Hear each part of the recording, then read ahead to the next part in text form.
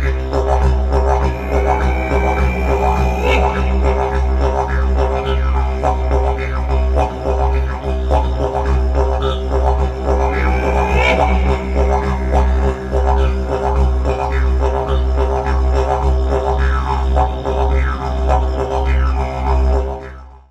everyone, welcome back to Skeledon, Bushcraft, and Survival. Thank you very much for tuning in. Now recently I got messaged by my friend, and I'm going to leave a link in the description. It's Tannenherz Bushcraft. If I mispronounced that name, I'm sorry, but he's been an awesome friend of mine for a long time. So by all means, please check him out, watch his channel. But he messaged me about doing a video about 7 versus Wild in English. So that's what we're going to be doing today. Now before we get started though, I do have another huge shout out, and that's to Amo's Pizza. So if you're heading towards Indiana, or you're already in Indiana, this is definitely a place to check out. Awesome people, awesome atmosphere, and absolutely awesome food. They gave me this t-shirt here so that you have the number and everything. I really like this t-shirt, by the way. I really do love Amo's Pizza. But anyways, check them out. All right, well, I've got my 7 items here, but I'm gonna be real with you. This has to take place in a scenario where you only have enough time to grab up 7 items and out in a bug out situation or something like that. Because in reality, I personally know what it's like to be 1,000 miles away from home, not knowing if you're gonna live the next day or not, and not knowing if you're ever gonna see home again. So these 7 items right here, I would suggest that these 7 items be a part of your standard kit in reality, opposed to only being your kit altogether. So having said that, let's go ahead and go through the 7 that I chose for this 7 versus Wild. All right, well, starting with the tools and stuff. Tools are very important. They're going to take care of your shelter, your fire, your traps for food. And of course, when you're laying out the traps, you want to put more. This is just saying because I've seen it a lot. They only put 1 and expect the best. Any trapper that you've ever talked to, or any trapper that is watching this video, knows for a fact that you don't just put out 1 trap and hope for the best. In a survival situation, staying overnight, going to be there for a week or 2, don't know when you're going to not be there, you definitely want to do it the first day because you got more energy, and you want to put a lot of traps out. If by chance you put 20 traps out and 5 of them, you know, trap something the next day, hey, you're doing great. But the next day after that, you might not get anything. So even with 20 traps, it's it's not a guarantee. So yeah, definitely have to have tools in order to be able to do that. So the tools that I chose, just so that I could limit down to 7, is a Mora Garberg carbon steel and a Baco Laplander folding saw. Both of them are small, lightweight, easy to carry, easy to pack, and you'd be surprised what you can do with just these 2 items. Of course, I would suggest that you would have an axe along with you, and maybe even a secondary knife, like a stainless steel version of the Mora Garberg or whatever you choose, and having a larger saw for the bigger stuff. With the tools out of the way, really honestly, you've got fire, food, shelter, and water. Those are the 4 things that you're trying to take care of. So speaking about fire, I chose a ferro rod. I know the composition of this one right here, and it is really good. It will work in all weather environments. It strikes a really hot spark, and it can absolutely start damp timber or tinder. So I would definitely suggest, number 1, that you get a ferro rod, check it out, test it out, make sure that it's going to do good for you before you depend on it. And I would also suggest that this would be a part of a larger fire kit, giving you more than 1 chance to get a fire, and even fire starters that are waterproof, because there are circumstances, of course, that it's just extremely difficult to get a fire going, and you're using a lot of energy in order to be able to get it going. For water, I absolutely suggest that you have at least 2 liters of water.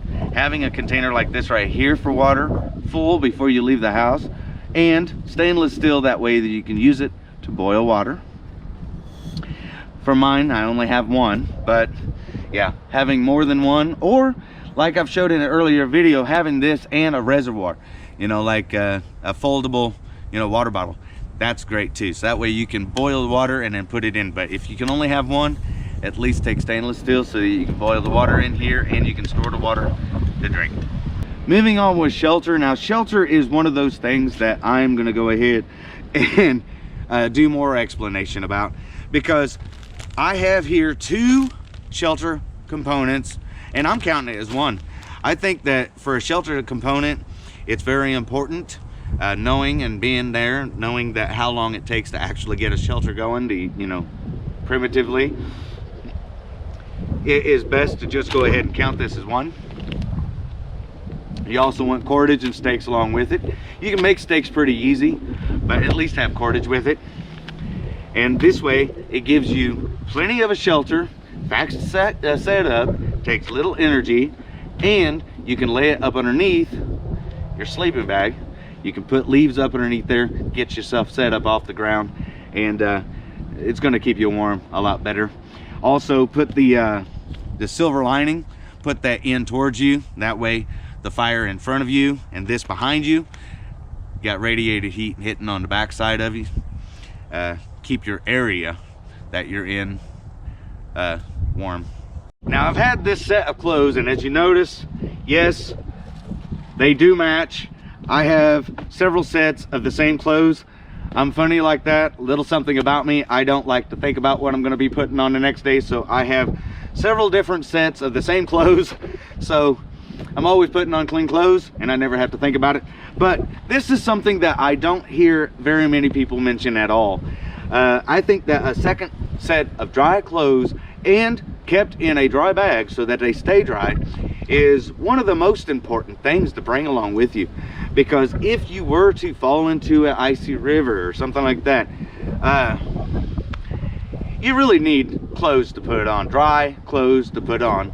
And you know, you got to take your clothes off, you get your, you know, that moisture away from you, get you a fire going and all that stuff, but it's going to take forever for those clothes to dry. And so having a second set of dry clothes to put on is going to be the difference between life and death.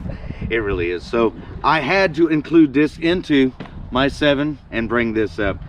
And moving in, but last but not least, is a sleeping bag. A very good, solid, this one right here is British Army Arctic sleeping bag. Whatever you choose, make sure that it is a good one and is rated below 0. And like I said before, with the shelter components,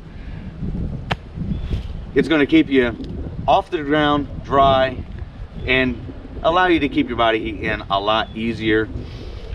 So I had to include the sleeping bag. Now, I would also suggest, like I said, to this just be a part of your normal kit. And with the sleeping bag, a pillow would be nice. A bivy bag would be nice, you know.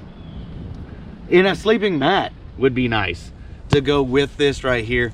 The sleeping mat that I use, it's an air mat, but it has reflectors on the inside. It's thermarest.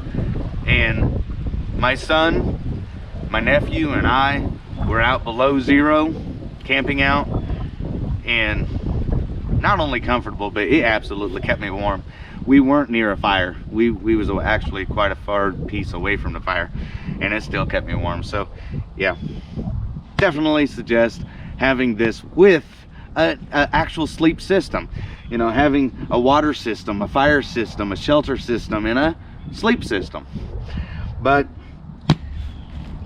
for this video, this is what I chose.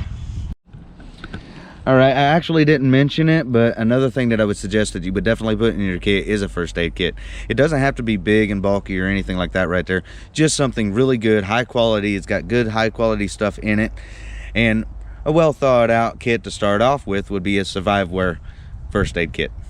So in conclusion, it's a personal preference. If for whatever reason that you only have enough time to grab 7, these, in my opinion, would work just fine. Tell me in the comments what you think. What would be your 7? Well, that's going to be it for me today. Thank you very much for coming along. Take care. thank you so much for watching. I hope you enjoyed. If you like this type of video, please like, share, and subscribe. I have many more coming up in the future. Until then, take care. And remember, nature, it does provide.